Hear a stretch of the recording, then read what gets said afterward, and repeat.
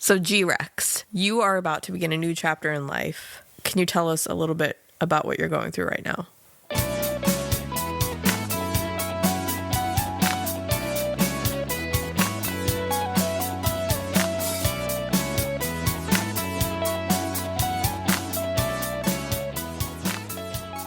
Yeah, so I decided to go ahead and take an early retirement from my career of 15 years. A lot bittersweet, probably added to a ton of my depression. Didn't think it would. It should be a happy occasion, but it's kind of scary because I'm so used to waking up every morning, feeding the cats, be a badass, go upstairs, take a nap, eat some lunch, be a badass, go hang out with my wife. So come 4/11, that all changes for me. And trying to kind of figure out what I'm going to do with my life after a really awesome career.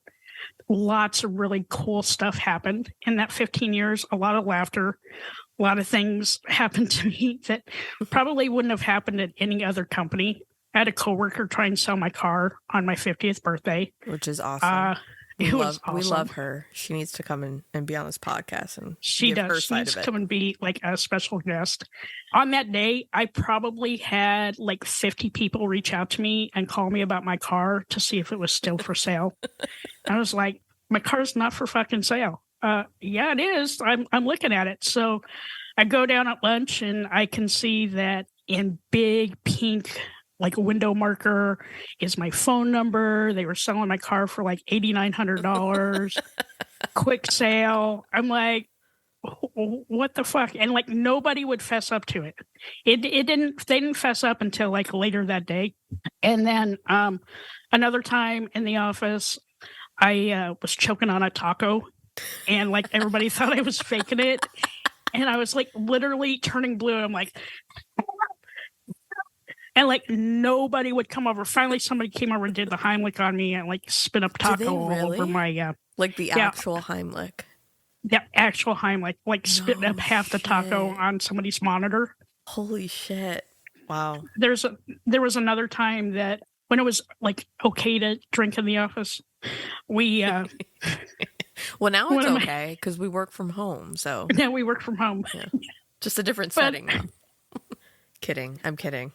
But we were drinking coffee and I'd had a cold or something and I took a big swig of this coffee and it had some butter pecan in it, butter pecan whiskey. And as it was going down, a cough was coming up and I literally sprayed over all 3 monitors. Like it smelled like butter pecan liquor for like a week. Damn. Laughing, literally like tears in my eyes. I couldn't stop laughing. Is that what brought the ants in? That is what brought the ants in.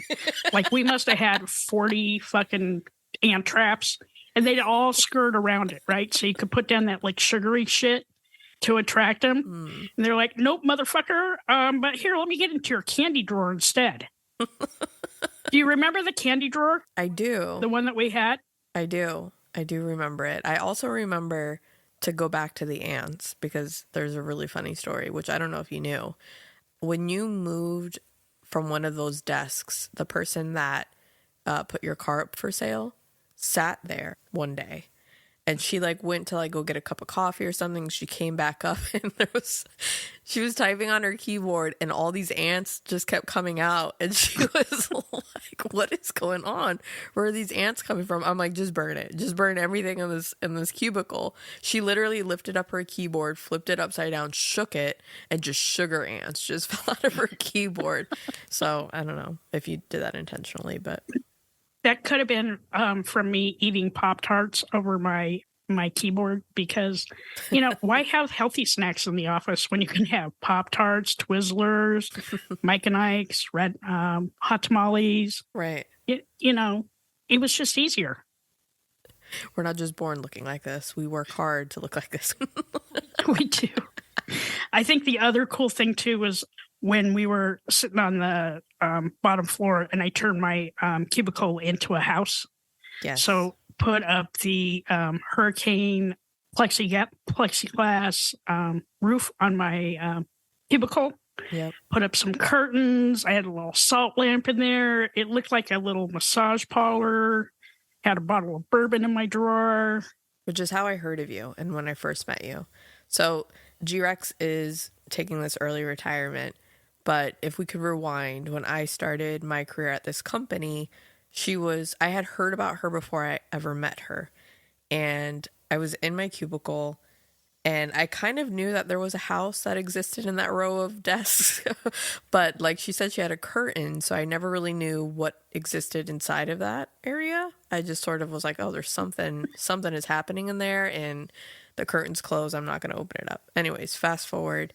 You came over to introduce yourself, offered, your expertise in things, and we just sort of clicked, and I bugged you from then on. But yes, your cubicle had a roof, it had a curtain, had a salt lamp. I swear that there was a Christmas tree in there. There was. And you had like a drawer of goodies. I did. It was like grandma's cookie drawer, candy drawer, booze drawer, had everything in there. Yeah. It was like just a home away from home. But what's also nice about it is like my allergies were really bad on that floor. Like, I don't know if they ever clean the carpets or clean the air filters because I was dying every single day. And I would like sitting there, and instead of going out to my car at lunch and taking a nap, I would take a nap in my cubicle and nobody would know any different because I would just draw my little curtain. Yeah, we couldn't see. Oh, I had a heater in there too, because remember how cold that office was? Yep. It was freezing. Yeah, it was cold. And they for sure never cleaned the vents because we would come back from the weekend and have to like wipe our desk off. You remember? Yeah, it's nasty. So nasty. Yeah.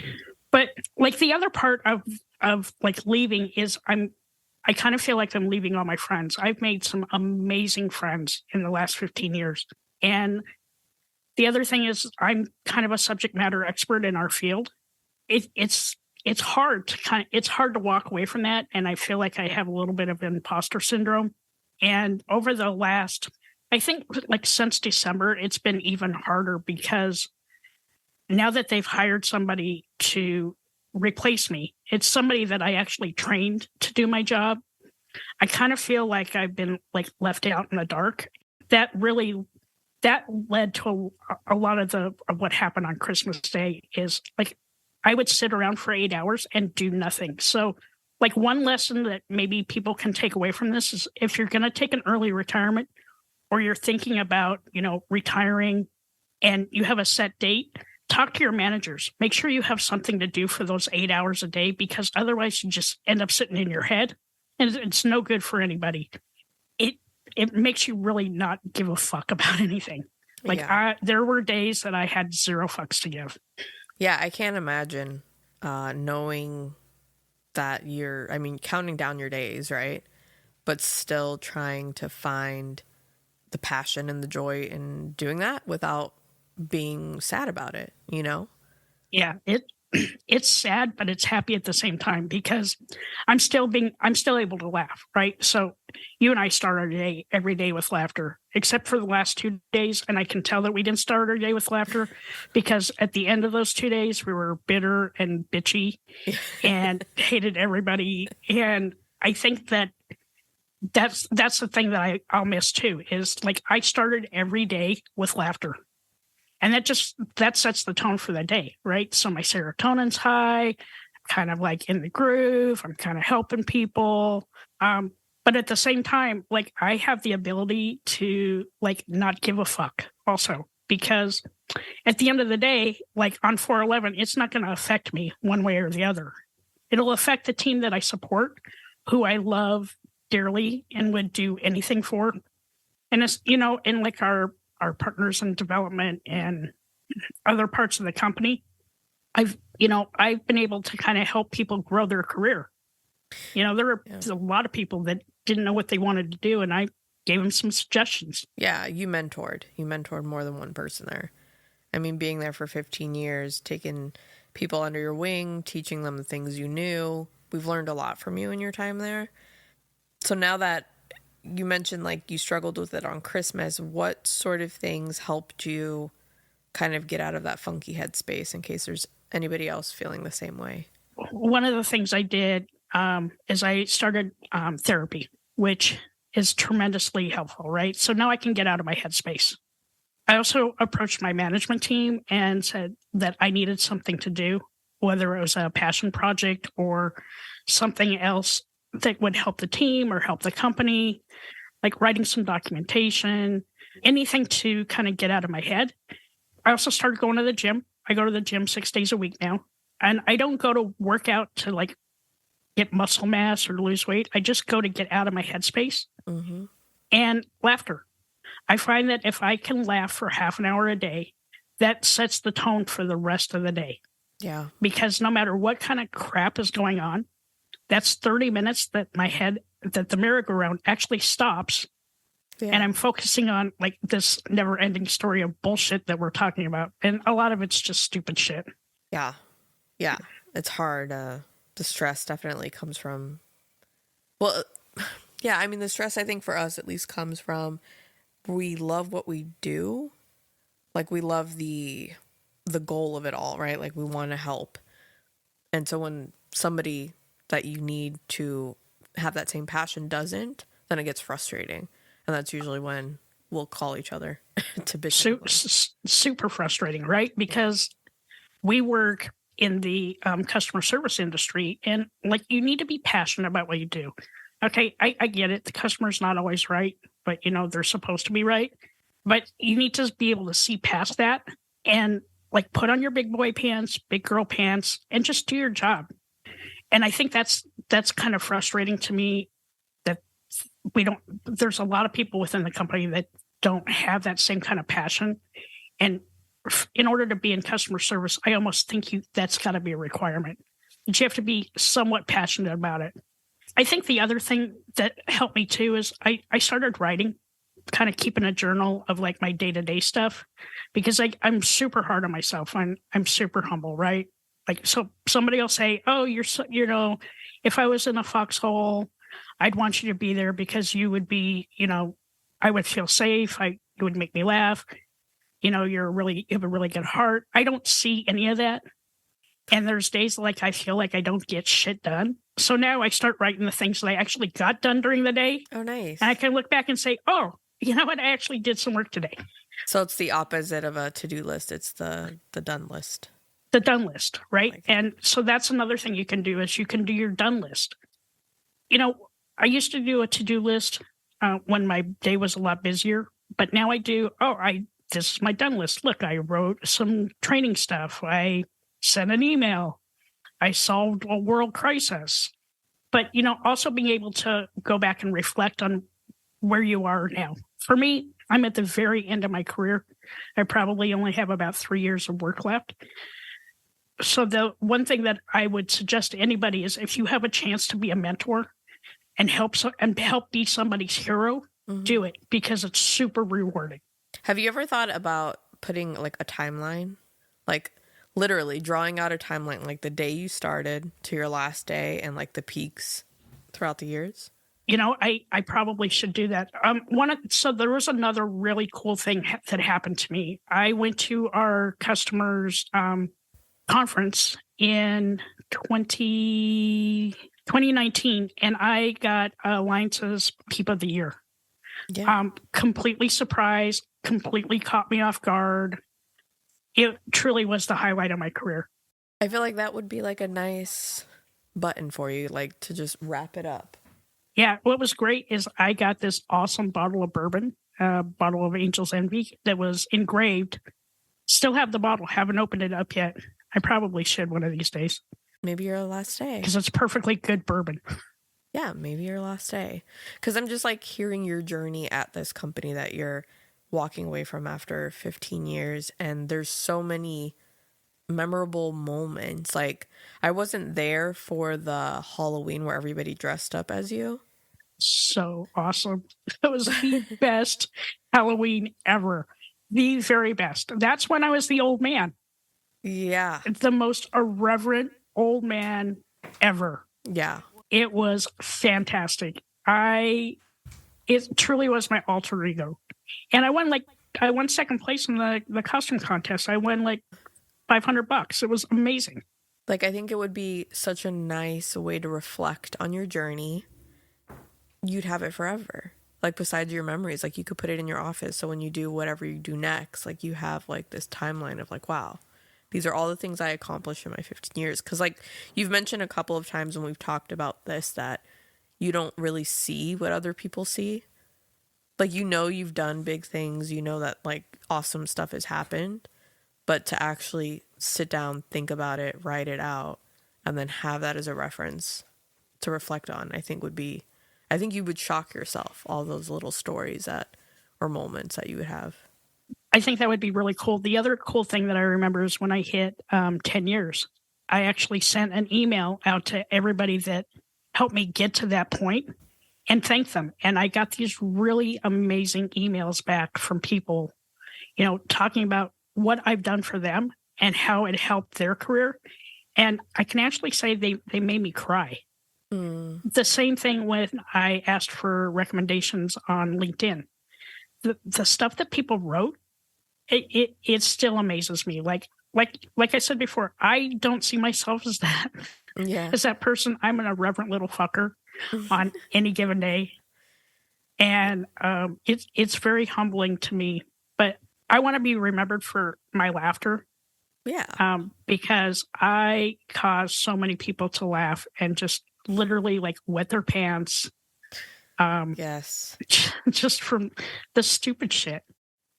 All right, so we kind of dived in a little bit about where you were at mentally when this decision was made for you, kind of how you got out of your headspace to sort of help improve your mood. I don't think we've ever talked about, I mean, I know the story, but for the people listening, what brought you to making that decision? Like, what was the deciding moment for you where you thought, you know what, I am going to take this opportunity? Because it wasn't forced for sure. You had the option to I did. go for it or step away. So there had to have been something inside of you that was like, I'm ready. So the week before the email came out, I was sitting at my desk. There was a bunch of shit going on. I'm like, you know what? I just need to win the fucking lottery. And then poof, on Tuesday, that email showed up. I'm like, this is fucking awesome. So like I wanted to sign off on it right away. But I talked to my wife, I talked to my financial planner, I talked to a former colleague, and they're like, you're a fool if you don't do this, right? Because you're going to be walking away from a ton of money. I was going to leave at the end of this year anyway, but now I get to leave with a ton of money. But I think that the biggest thing is I want to spend time with my wife. We've been together for 28 years, Woo. and I wanted to do some more traveling and kind of take a step back, a little slower pace, just kind of see the world. If COVID taught me anything, is like I don't want to wait until tomorrow to do the things that I've been promising my wife for years. So I knew that we wanted to go to Europe. So now we are going to go to Europe for 3 weeks in May. I'm super excited about that. I'm going to do some traveling.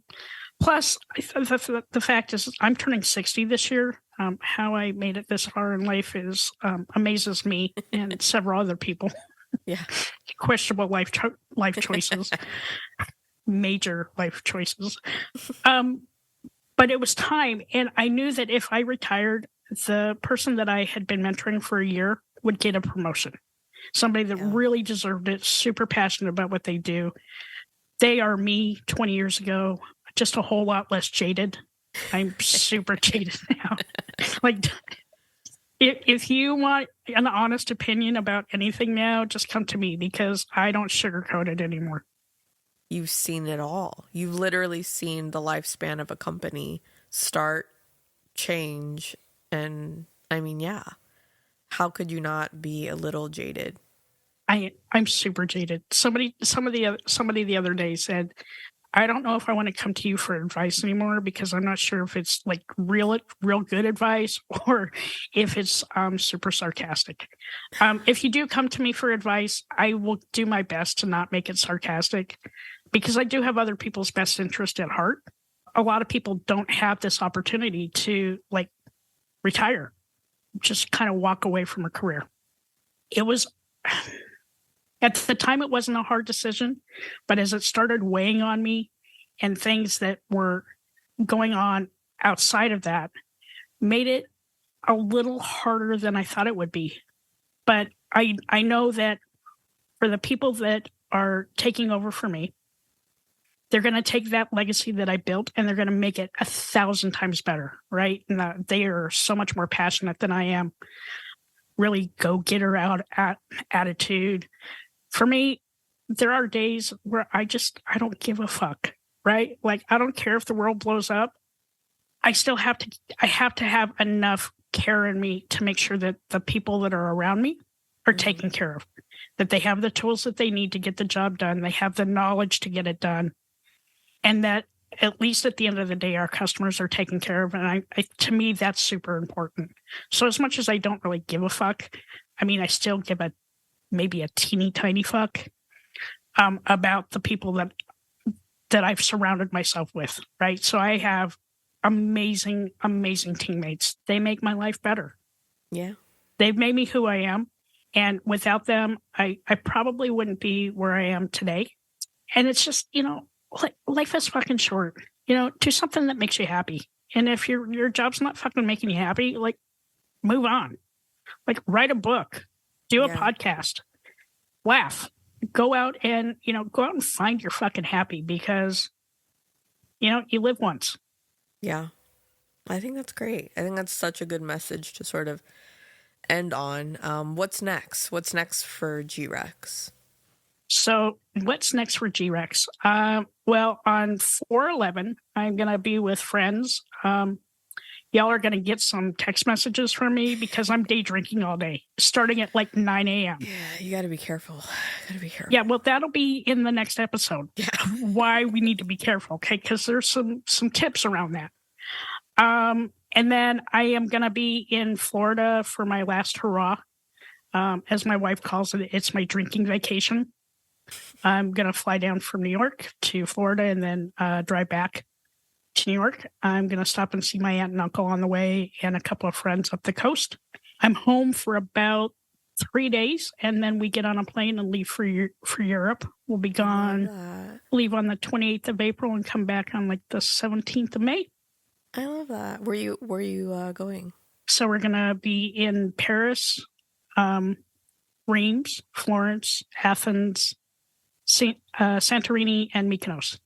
That's awesome. So you're literally accomplishing what you set out to accomplish with this change in your life. You're not wasting any time. You're jumping into it. I think that's great. Jumping into that. Then I have about 10 weeks free. I already signed an offer with another company. So I start that on like 7/17.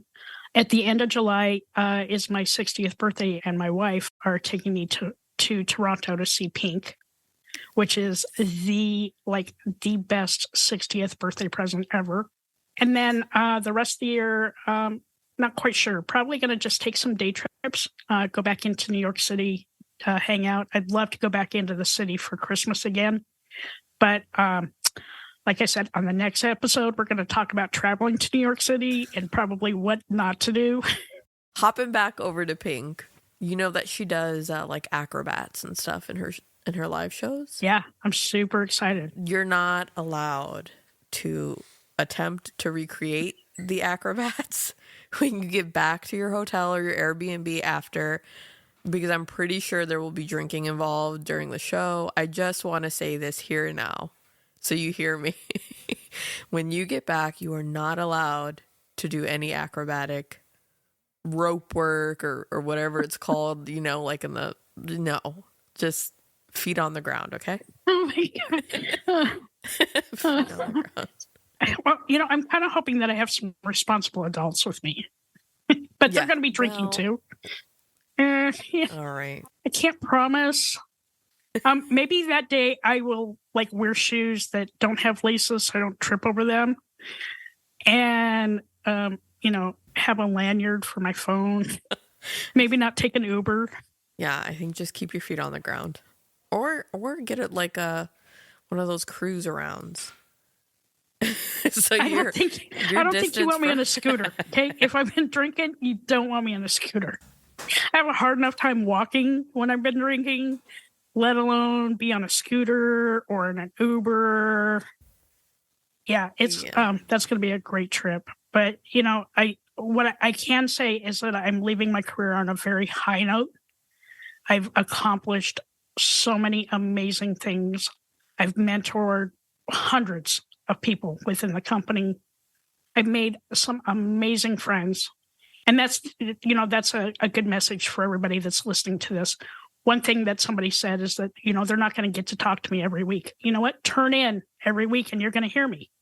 You're going to hear me laughing, talking about some really stupid shit.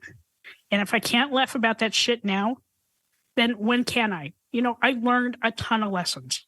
I think as a closing highlight for me was when I went to the customer conference, probably 2017, and I was up all night long and I was gambling and I won a shit ton of money. I won like $2,500 on a quarter slot.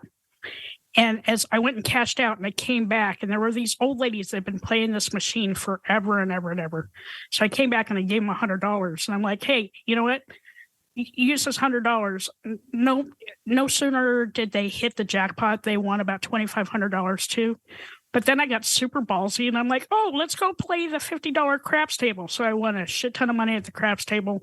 Had to go work the booth that morning. I looked like hell. Like, I had my sunglasses on. I didn't have a voice. I was exhausted, and I was leaving that same night. So I get to the airport, and I'm like, oh, let's just play the slot machines. I won like over $1,000 in the airport. So I'm going home, and I have like $5,000 on me, stuffed in my bra, stuffed in my socks, because I couldn't get to an ATM machine. And I was a little afraid because when I landed, I knew I had to take a cab home. I get home and I'm like peeling money out of everywhere, pulling it out of my bra, I got it out of my socks. It was really funny. And like, people, when we were at the airport, they're like, get the fuck away from me, because somebody had just played the machine that I was on. And I walked over and like 10 minutes later, I was like, bingo, won a ton of money. Those are the memories that I'll hold forever. And, thank God for my iPhone. I have all these pictures.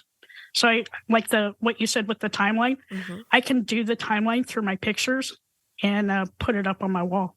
I'm telling you, you got to get it done. And when you do it, take a picture and send it out to us. I will, on the same day that I'm day drinking, because y'all are gonna send me back a text with a middle finger, like, have fun, motherfuckers. Yeah, I'm gonna go to my fifth bar and it's 10 a.m. Awesome.